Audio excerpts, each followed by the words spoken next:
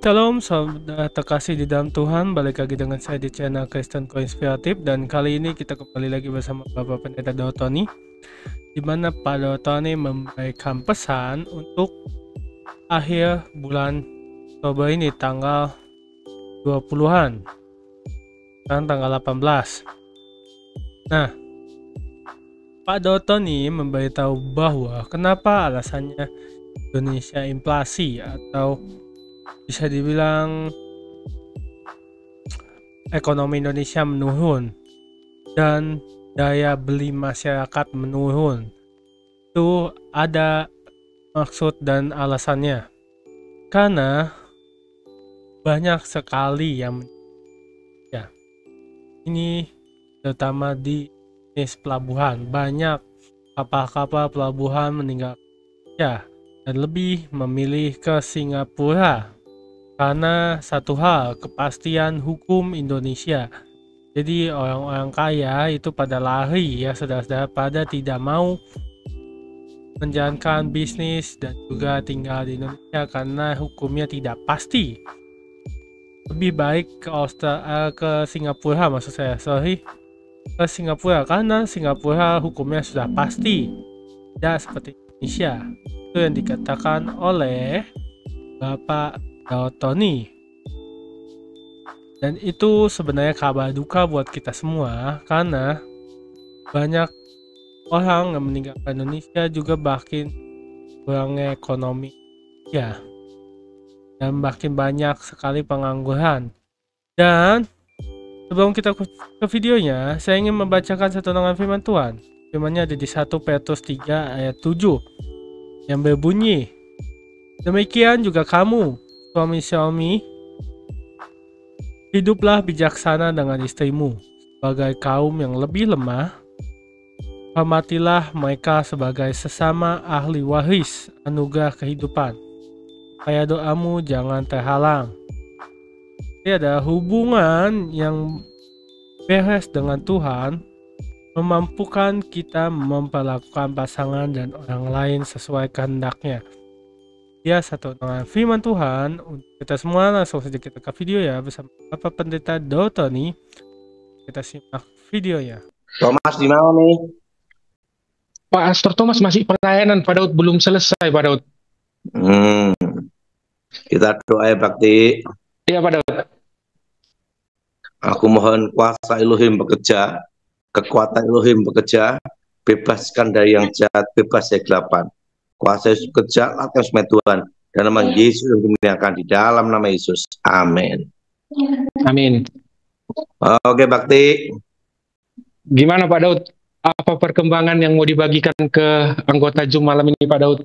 Adakah kabar-kabar terbaru? Aman-aman aja. Semua pada menanti pelantikan presiden. Semua para pengusaha luar dan dalam negeri, investor, semua pada nunggu kebijakan setelah pelantikan presiden. Nah, kebijakan apa? Pertama, yang berhubungan dengan keamanan, hukum, politik, terutama kestabilan politik. Dan kedua, sekarang pasar baru melihat siapakah yang nanti jadi Menteri Keuangan. Apa Pak Bakti? Menteri Keuangan, Pak Daud. Ya, siapa Menteri Keuangan? Apakah ada pergantian atau tidak? Bila ada pergantian, pasti ada namanya pengaruh pandangan pasar itu gimana? Karena ini bicara tentang trust, kepercayaan pasar, kepercayaan publik luar dan dalam negeri.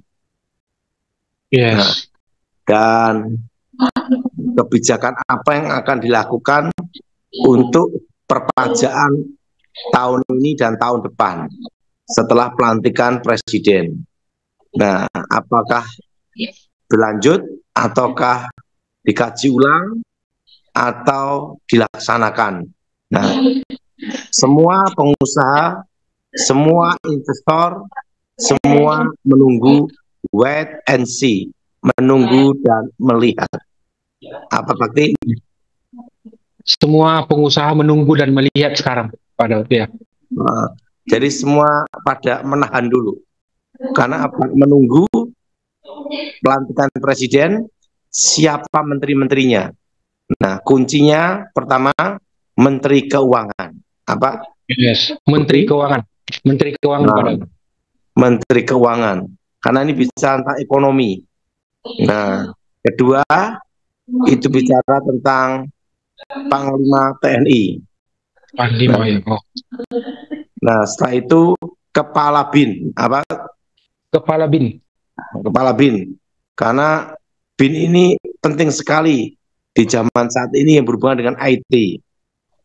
Hmm. Nah, setelah itu Kapolri, apakah ada pergantian atau tidak, itu sangat sekali menentukan. Jadi Berarti semua saat ini ada pada menunggu. 4 itu ya Pak Daud ya. Menteri Keuangan, Panglima, Kepala BIN, sama Kapolri Pak Daud. Yang 4 itu Iya, yang paling inti ya, paling penting. Menko Polhukam juga. Nah, Menko Polhukam. termasuk Menhan, Menteri Menteri Pertahanan ya. Pertahanan. Nah, tetapi intinya saat ini, karena ini adalah global, ini dunia mengalami global, kuncinya sekarang ingin melihat siapa Menteri Keuangannya. Hmm.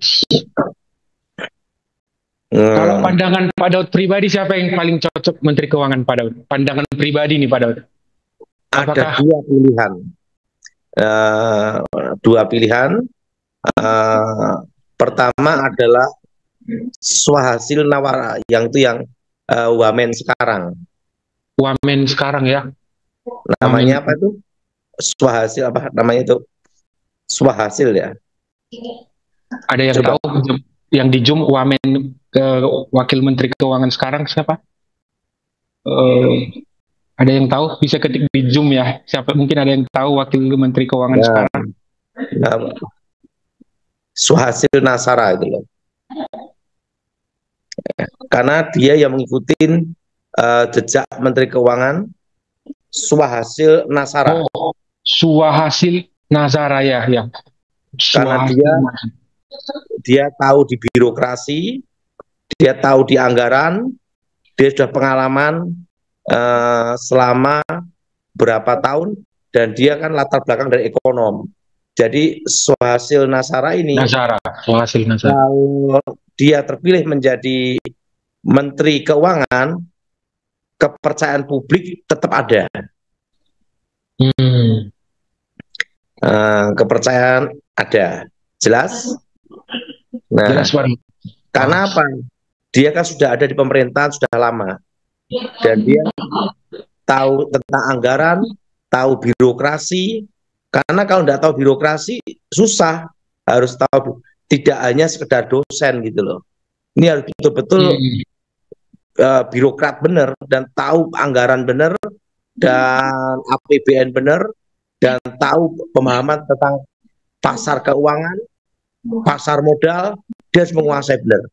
Dan yang cocok pertama adalah Swahasil Nasara. Swahasil Nasara.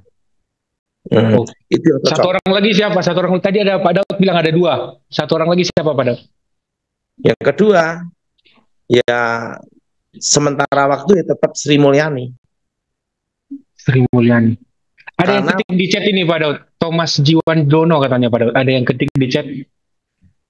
Nah, kenapa saya milih sementara waktu Sri Mulyani? Supaya dia mempersiapkan masa transisi selama 100 hari. Jadi pada waktu itu sudah namanya persiapan itu lengkap gitu loh. Dan menteri yang akan menggantikannya langsung bisa berjalan dengan baik. Tetapi kalau Swahasil Nasara itu tidak perlu sampai 100 hari, langsung jadi. Karena dia sudah mengalami namanya birokrasi, birokratan, itu pasar modal, pasar keuangan, dan di publik di dalam dan luar negeri kepercayaan pasar itu ada. Yang penting itu pasar mau menerima, itu aja. Betul? Betul Pak. Gitu? Karena APBN tahun depan itu berat. Itu pandangan saya. Dengan Gimana Pak Daud pribadi? Kalau alternatifnya sih dua, Swahasil Nasara, kalau itu Atau langsung ada Sri Mulyani? pergantian Menteri Keuangan, karena dia ada di birokrasi, dan dia menguasai pasar modal, pasar keuangan, dan pasar menerima. Yes. Nah, kedua, Bu Sri Mulyani. Sri Mulyani tetap untuk sementara waktu, untuk mempersiapkan masa transisi 100 hari setelah pelantikan.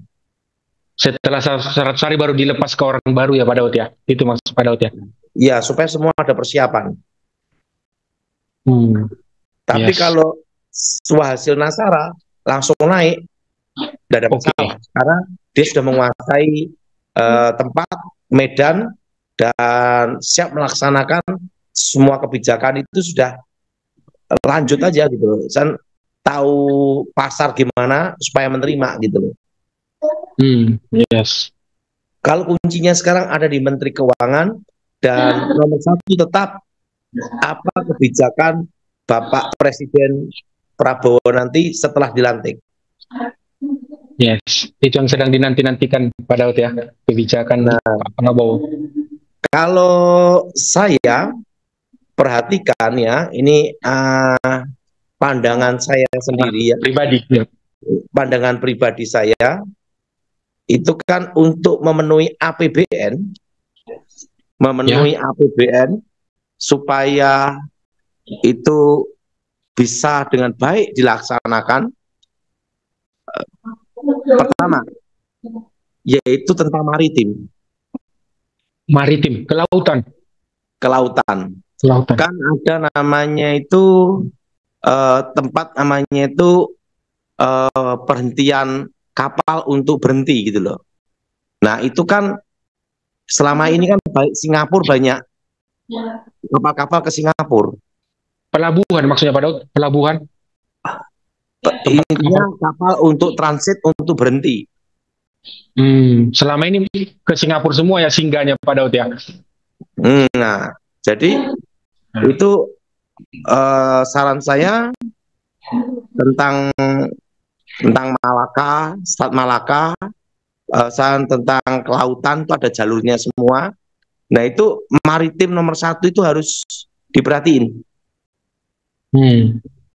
Yaitu untuk, kan ada namanya itu kapal-kapal tanker, kapal pengangkut minyak, kan ada tempat transit untuk istirahat, perhentian, dan itu nyewa kan mahal sekali. Nah harusnya itu yang diperbanyak Pak Daud ya. Menurut Pak Daud itu yang harus diperbanyak, tempat-tempat peristirahatan. Nah itu harus segera di hukum yang jelas, hukum yang jelas, kebijakan maritim yang jelas, dan itu menjadi penghasilan negara. Karena kalau memberatkan tentang pajak, itu pajaknya terus naik kan, berat di ekonomi, terutama para pengusaha. Gimana pendapat ini Bakti? Setuju sih Pak Daud, setuju. Diperbanyak tempat-tempat kayak gitu Pak Daud, tempat perhentian. Saya setuju pandangan Pak Daud. Kapal ini ya, pesawat aja misalnya itu parkir. Jadi ini untuk bicara tempat untuk parkir kapal-kapal tanker, kapal-kapal yang akan berlabuh dalam transit perjalanan, itu ada namanya itu parkir. Nah Indonesia harus memperkuat tempat-tempat parkir itu. Selama ini kurang kuat atau kurang banyak Pak Daud? Belum ada atau masih sedikit? Harus ada namanya kebijakan dan kepastian hukum, sehingga tidak hanya diambil oleh semua parkir ke Singapura. Nah harus Indonesia diperkuat sistem hukumnya. Nah itu menjadi tastek untuk pemasukan negara. Jadi semua kapal dari luar negeri yang datang ke Indonesia nanti kan wajib bayar ya Pak Daud, ya itu pemasukan untuk negara ya Pak Daud. Parkir. Parkir ya, biaya parkirnya itu jadi pemasukan buat negara. Nah, jadi itu negara harus menyiapkan tempat untuk parkir kapal-kapal untuk berlabuh. Nah, kan apalagi dalam posisi perang itu, perang Ukraina, perang Timur Tengah. Nah, itu kan tempat-tempat parkir yang aman mau tidak mau lewat Indonesia. Dan itu bisa diambil keuntungan untuk Indonesia. Menambah pendapatan negara Pak Daud ya. Ya, jadi itu parkir-parkir yang di laut, terutama maritim itu harus hukum yang jelas, keputusan jelas. Rencana di Kalimantan akan dibuat. Nah, itu terutama itu di mana? Di Selat Malaka. Selat Malaka ya. Yang Pulau Kalimantan ya Pak Daud? Di Setelah Malaysia. Itu arah yang ke arah ke Singapura itu ya, dilewati jalur-jalur kapal-kapal itu. Nah, itu harus kayak Natuna dan lainnya itu harus diperjelas sekali tempat-tempat parkir seperti itu. Nah, itu harus diperhatikan. Itu pemasukan negara itu. Yes. Nah, jadi ini maritimnya harus diperkuat. Indonesia ini bagusnya yang diperkuat adalah pertama adalah maritim saat ini. Yes, maritim ya. Karena menjadi penghasilan yang luar biasa. Dan itu pajak pemasukan negara. Nah, kedua yaitu pertambangan. Pertambangan. Dan ketiga, sistem hukum yang kalau menurut saya hanya memberi satu pandangan. Moga-moga pandangan saya diterima oleh yang mendengar ya, bisa sampai ke pemerintah ya. Ya, kalau misalnya orang korupsi tertangkap, nah, kalau menurut saya hukumannya yang paling bagus itu apa? Didenda 5 kali lipat atau 7 kali lipat, bayar ke negara. Oh, memiskinkan dia ya? Mengembalikan 5 kali apa yang dia korupsikan gitu Pak Daud ya? 5 kali atau bahkan 7 kali. Nah, kalau hanya tetapi dia diampuni tapi harus membayar 5 sampai 7 kali. Kalau kayak gitu mungkin orang takut jadi korupsi Pak Daud ya. Kalau seperti itu hanya hukum pidana kurungan badan. Nah, itu nanti kan banyak orang masuk penjara kan jadi beban negara juga, kan ngasih makan di penjara. Betul Pak Daud, makan gratis ya, koruptor dibiayai makan ya sama negara. Di penjara kan dibiayai, betul enggak? Nah, betul Pak Daud. Jadi bagusnya sih 7 kali. Bagus sekali 7 Pak Daud. Dia bisa menggantikan hukuman penjaranya itu dengan bayar 7 kali. Ganti rugi kepada negara, kerugian negara. Nah, misalnya dia nggak punya uang cash bayar 7 kali, aset disita, gitu Pak Daud. Ada rumah, tanah, ya, gitu. Pokoknya ganti rugi. Nah itu, kan saya ngomong-ngomong dengan salah satu seorang jaksa ya. Jaksa. Memberitahu sama saya. Nah, supaya itu menjadi namanya penghasilan negara, pemasukan negara. Kalau hanya di penjara aja ya masih beban negara. Betul enggak? Betul Pak Daud. Karena di penjara kan dia dikasih makan, betul enggak? Betul Pak Daud. Gimana pendapat saya Bakti? Masuk akal dan menurut saya bagus Pak Daud.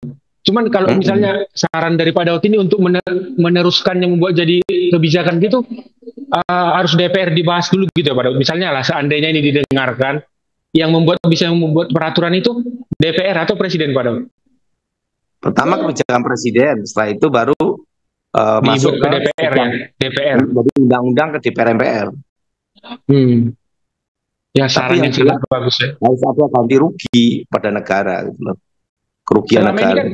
Selama ini kan memang dikembalikan ya Pak Daud ya, bukan nggak ganti rugi ya. Tapi pengembaliannya harus 5 sampai 7 kali lipat.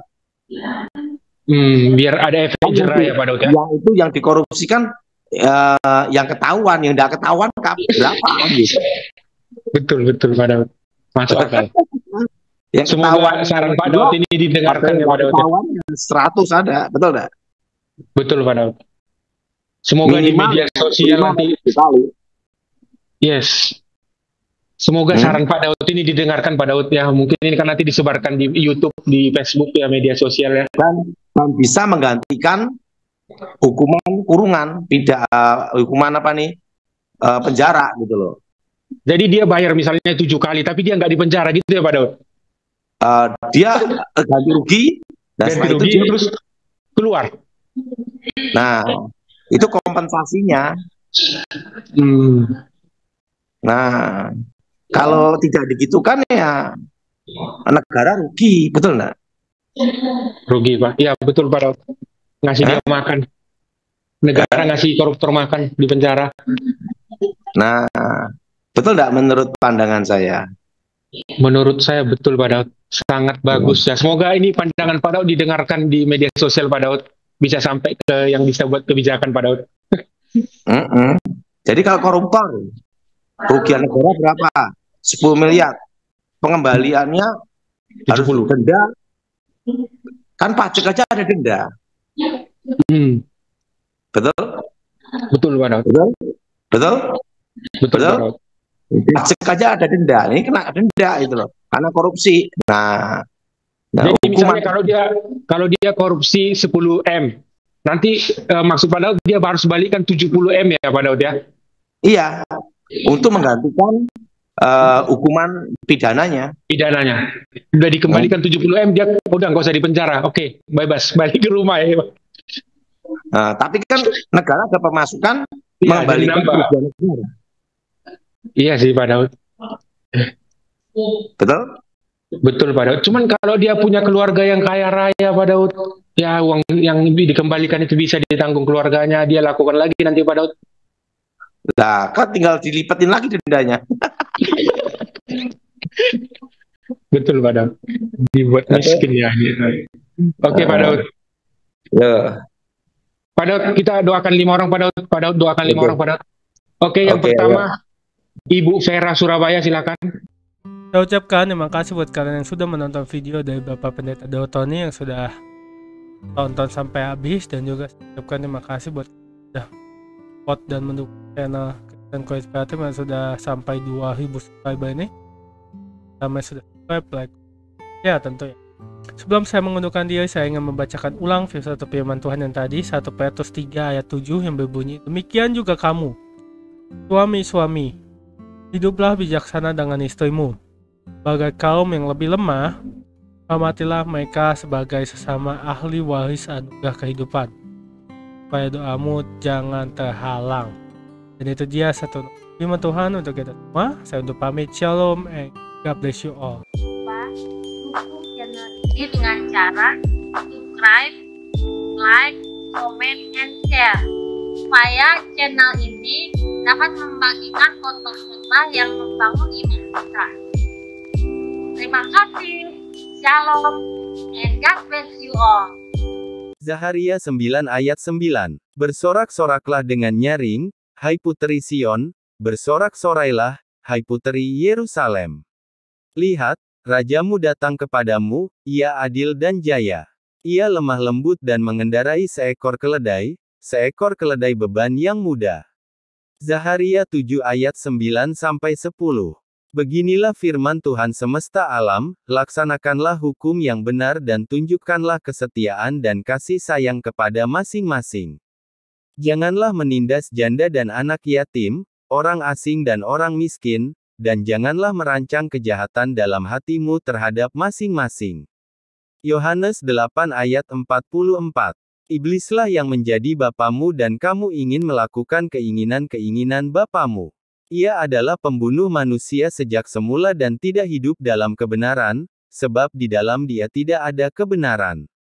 Apabila ia berkata dusta, ia berkata atas kehendaknya sendiri, sebab ia adalah pendusta dan bapa segala dusta. Yohanes 4 ayat 24.